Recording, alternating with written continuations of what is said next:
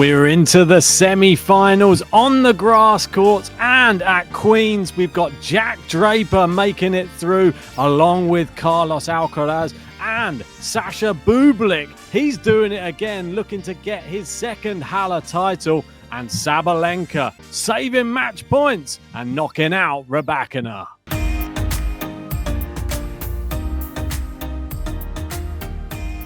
That's right. The big story being Jannik Sinner losing on the grass. We've seen him lose only to Carlos Alcaraz, it seems, for probably longer than a year.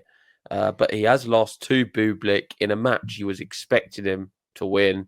I had him winning the tournament. People saw my views. I thought Alcaraz would have struggled a little bit more. I don't think Alcaraz has been necessarily amazing. He's had some really close matches and could have easily gone out himself. But I've got to say that I was wrong because Carlos Alcaraz has advanced. Sinner has gone out in shocking fashion, really. And maybe the toll of losing that final from the position he was in against Carlos Alcaraz at Roland Garros has taken its toll on him slightly. Do I think it's going to impact the outcome of what happens at the big one in Wimbledon? Not at all. It's going to be between them two again, no doubts about it. I don't see anyone else really contending. I don't think a Bublik will be able to beat him in a slam. But credit to him. Great performance. Someone who's very good on grass. We've seen him play at Boodles last year. He's a good grass court player. A player who's getting better, let's be honest, in Bublik. But I don't think he'll go and win the event even. Well, he is a past champion in Halle. It was obviously Jannik Sinner last year. It was Bublik the year before. And he does have the credentials that could go on to win the event. He's dangerous right now. He's got a lot of confidence, has Bublik. This is the scoreline that he went through against Thomas Machac earlier on today. Obviously knocked out Sinner. That was a tough one. This one looks more straightforward. 7-6, 6-3. He goes through to the semi-finals and he will be facing Khachanov in the semi-finals. The head-to-head between the two of them, it is 1-0 in favor of Khachanov, though. And that was a long time ago. We're talking 5 years ago, and it wasn't on a grass court. And I think Bublik has the tools to take out Khachanov in this match and get to the final. And there's either Zverev or Medvedev will be meeting either of these two in the final. Two big serving players, two players who are sort of trying to find their form again, it would seem, and both looking pretty good. But Bublik, call me crazy, I think he could be the favourite for this title. Nah, not for me. I don't even see him winning his next match. But let's wait and see for our predictions. In terms of Daniil Medvedev, he's now going to return to the top 10 on Monday.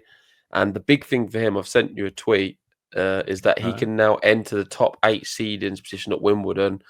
He needs the title in Halle. It'll be his first in over 2 years. He's not been winning titles anymore, Daniil Medvedev, and he needed Rune to lose, which has happened. So the stars are aligning a little bit for him.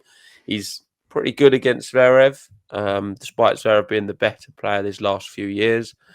And he needs, I think, to win this tournament, Daniil Medvedev, to stand any kind of chance of going deep at Wimbledon. I don't think he can win Wimbledon. Like I said, between two players, all of the slams for me.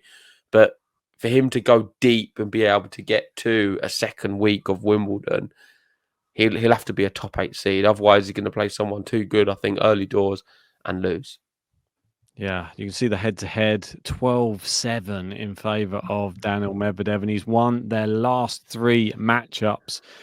Sasha Zverev, he'd fancy his chances, though, even though I think Medvedev may be slightly better out of the two of them on the grass courts. But I don't think they've ever played on grass before. So this is making this one a little bit more interesting. I think I do favour Daniil in this one as well.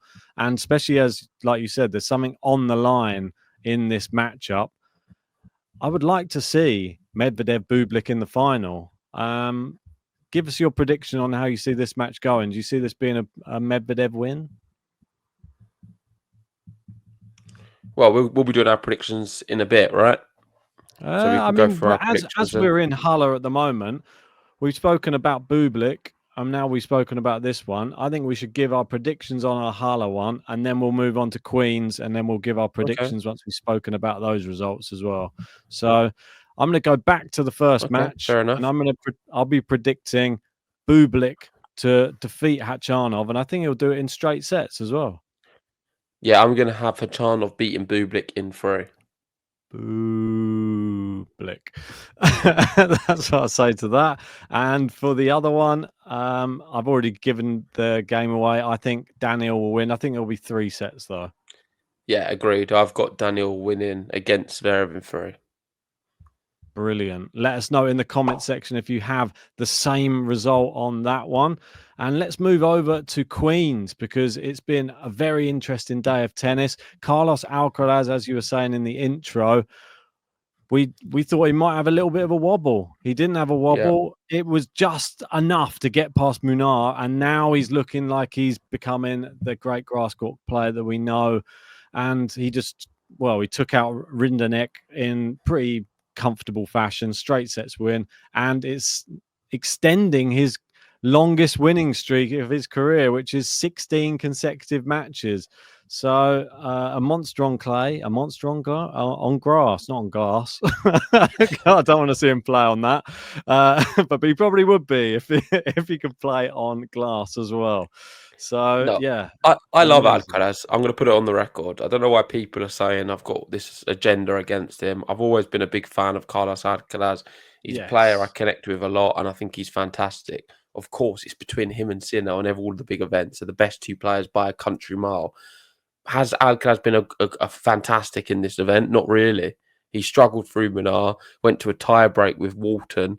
These aren't world beaters, but he's doing enough to get it done, and that's what the top players are able to do. The draw now has opened up massively because Rune has gone out, so he's going to be playing against Agut in a semi-final, which is very fortunate. And obviously, on paper, the real tough one would be a Draper Alcaraz. They didn't play in Queens, like you said in the preview. It was elsewhere. Where was it? No, they played in Queens, but Draper didn't win it. That was all it was. He did knock him out of Queens, but Tommy Paul won it that year. Tommy Paul Queens. It wasn't for them to. Yeah, that's right. It wasn't settling it, but they did play. And Draper, we know, has all the ability to do very well at Wimbledon. I mean, start of the year, I thought he was going to win Wimbledon. I'm not so sure now. I think he's not as good as the other 2, and I think he's going to struggle to close the gap. Could he beat an Alcaraz if we're to see him in the final? Definitely. I think they're not. This is not where the big motivation is for these guys. The focus is on trying to win these Grand Slams. Of course, they're going to want to try and win it, but it can happen. You can lose against a Jack Draper, I believe, in a best-of-3 format. I don't think he would lose to him, though, in a best-of-5. Yeah, it's a completely different type of matchup, isn't it? Draper this week, though, I've been quite impressed with what he's been up to. Just before we move on to Draper, just to mention Alcaraz's grass court stats, he's 27-3 in his career, which is a 90% win rate. And just to have a look at a comparison to other legends in their first 30 grass matches, Bjorn Borg had 21 wins, 9 losses, 70%. Sampras 20 wins, 10 losses, 67%. Federer 19 wins, 11 losses, 63%. And Djokovic 22 wins and 8 losses. So he's above all of those for his first 30 matches on grass, but you could argue maybe the competition maybe not been quite as high. Back then, there were a lot more grass court players, I think, that were a bit more dangerous to maybe take out the likes of these top players. Whereas I think now there's room for people to just step up, I think, on the grass like that. We're seeing from Bublik right now. There's definitely a spot for somebody to fill. People should be chomping at the bit come this Wimbledon. But Jack Draper would be one of them as well. Jack Draper, he beat. You say there's a spot to fill. Sorry, Ben. You say there's a spot to fill, but they're not going to win the slams, are they? These guys. They could beat one of the big players. Bublik won't win Wimbledon. It's not that likely. No, granted, it's borderline impossible. I'm not talking about them winning the slam. I'm talking about them beating a top player, which causing an upset. Yeah, it's definitely possible. And if they do beat one of those big players, then normally you get a nice run through the tournament if you knock out one of the top seeds in a slam. So Jack Draper, though, big news for him. He knocked out Nakashima and he guarantees himself 4th seed at Wimbledon. This is brilliant. Taylor Fritz, he got sent packing in the first round by Moutet, and that's helped out Jack Draper. Jack Draper now, after that win, it was a 3-set long match. He's had a couple of tough matches in this Queen's one, and it's been hot conditions, which we know he doesn't like, but he's still winning the matches, and I think you've got to give him some credit for that. Yeah, I've not caught any of his matches, Draper, but I know he's doing what he needs to do. The draw has been okay for him, and not bad. I do think he's got a chance to go far at Wimbledon. I'm going to keep saying the same thing. I just think it's between the two, and there's no one really close. There's a big gap, and we can speak about the excitement of the tournament from an element of who's going to be the player who can get to the semi-finals, quarterfinals, who can go deep in these tournaments. They just can't. For me, they can't win it. It's between the two, and I think we're going to see that for the next few years. Yeah, it's all about who can step up at the right moment. Somebody who's playing really well, who's Jack Draper's next opponent, is Jiří Lehecka. And I didn't even realize he was this good on the grass, but you can see here how he's got on. He's obviously beaten Alex de Minaur straight sets, Diallo, who was in great form as well, straight sets, and then Jacob Fernley, straight sets as well. Very convincing wins. And Draper's been making a sort of a meal out of his matches. You can see Poprin 3 sets, Nakashima 3 sets. Could he fall to Lehecka here in this semi-final? I think it's possible that we could see Jack Draper defeated by Lehecka. Definitely. I don't think it's a foregone conclusion Draper makes a final. And just a word on Jacob Fernley. He was in a good run. He's got a great record against French players. He's like a opposite to Daniil Medvedev. I think he's never lost to a French player in his career, 19-0. So doing very well when he's playing the French. I think he beat maybe 1 or 2 of them in the rounds before, maybe just the one. But yeah, this is a 50-50 matchup. I think Draper probably edges it slightly, being in the UK and on the grass.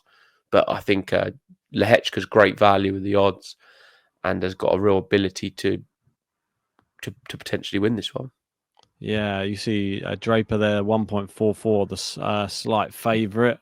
And yeah, I think that's a pretty good odds for Lehecka if you fancy taking a punt. Yeah, definitely. This will really prove where Jack Draper is, though, with his tennis on grass. If he gets past him comfortably, then everybody needs to be concerned, because I think this will be a really stiff test from somebody who hits the ball pretty hard in Lehecka, hits a lot of winners. So dangerous matchup. Should we give a prediction on this one? Yeah. Okay. I actually think we're going to see an upset here. I mentioned it before. I think that the way that Lehecka's been playing and just been winning his matches comfortably, I think this will be 3 sets, though. And this will be the first time he goes to 3 sets. And I think Lehecka will grab the upset. Yeah, I'm going to go the other way, but it's not a bad prediction. I'm going to have Draper winning in 3. Nice. And then let's move over. And we've got Alcaraz versus Agut. We've got to give Agut a quick mention. He's one of your faves, isn't he? Yeah, I do like Agut.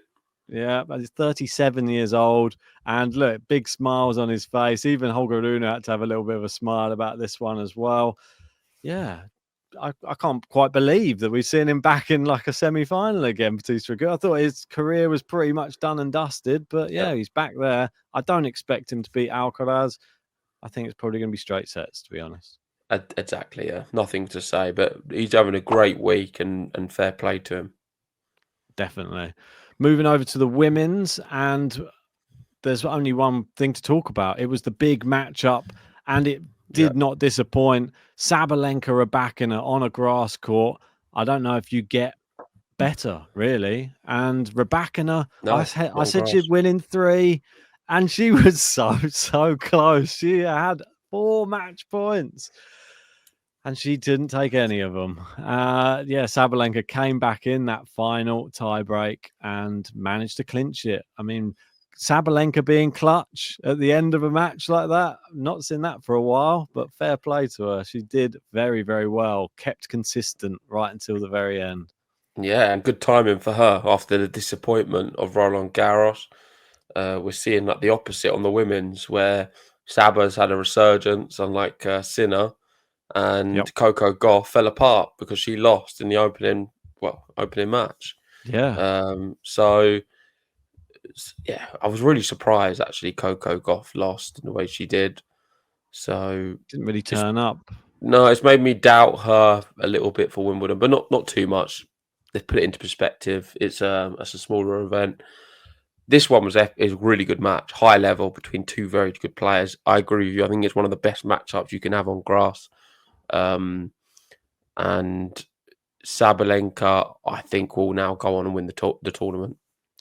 Yeah, Kathy in the comments, one of our long-standing members of the channel, she pointed out something that was quite good about Coco Gauff. That obviously after winning Roland Garros, she had a lot of media to do, and she had to fly back to America and then come back from America, then back to Europe again. So there could have been a little bit of just jet lag or fatigue from having to travel around and do media obligations. And it didn't look like she really wanted to be on the court, to be honest, against Wang. But we can't take anything away, and we love a bit of a fairy tale story. And Jinyu Wang seems to be the fairy tale story in Berlin.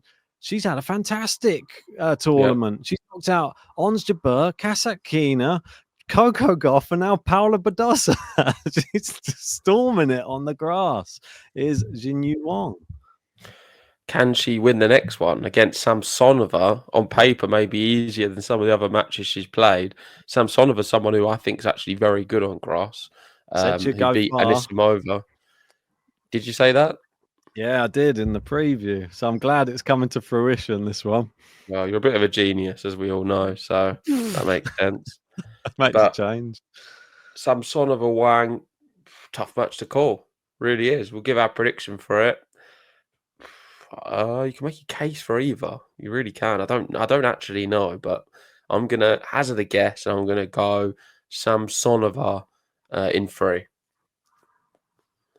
Yeah, I'm going to go exactly the same as that. I think that she loses the first set to Wang, but then just uses the experience, comes back, wins in 3. She's knocked out Osaka, Pegula, and Anisimova. So both with quite tough runs to get to the semi-finals. Quite a stacked event, this one. So well done to Samsonova, showing a little bit of form again. And in the other one, someone else who's come back to form, Marketa Vondrousova. Never saw this one coming. Her suddenly, a Wimbledon champion who's done pretty much nothing since, is now back. She's in the semi-finals. Not surprised at all. Really, I'm not. I think she's got this level in there. Do I think she'll be inside the top 10? No. Was I surprised she was the other year? Yes. But I'm surprised she wins a slam? No. I think she is a really good player who on her day, when things are going well, she can win big events, and she can beat Sabalenka too. I think it will be a good match because Vondrousova is a fantastic grass court player. Awkward, isn't she? Yeah, like we've seen what she can do and on the big stage. I'm actually going to be going for Sabalenka though to win in 3 sets. I'm going to be going Sabalenka to win in straight sets on this one. Tell us in the comments who you agree with, or do you have Vondrousova going through ahead of Wimbledon?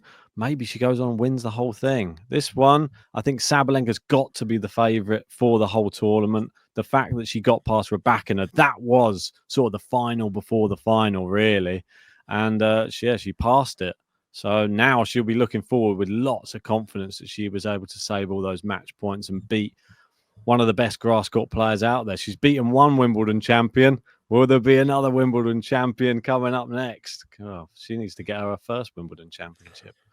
Well, Wimbledon is just around the corner, so we're going to be doing as many podcasts building up to that one. And of course, following these semi-final matches. Let us know your thoughts in the comment section. Do you agree with any of our predictions, or do you have your own completely? and roll on the tennis on the grass just ahead of Wimbledon. I don't read too much into these tournaments. I think Wimbledon's a complete different event, the magic of it all. But I'm not expecting any surprises on the men's, and I've given that away already. But thanks for watching. If you haven't already, hit the like button. I'm going to go get some sleep because I've not slept, and subscribe if you're new. See you on the next one.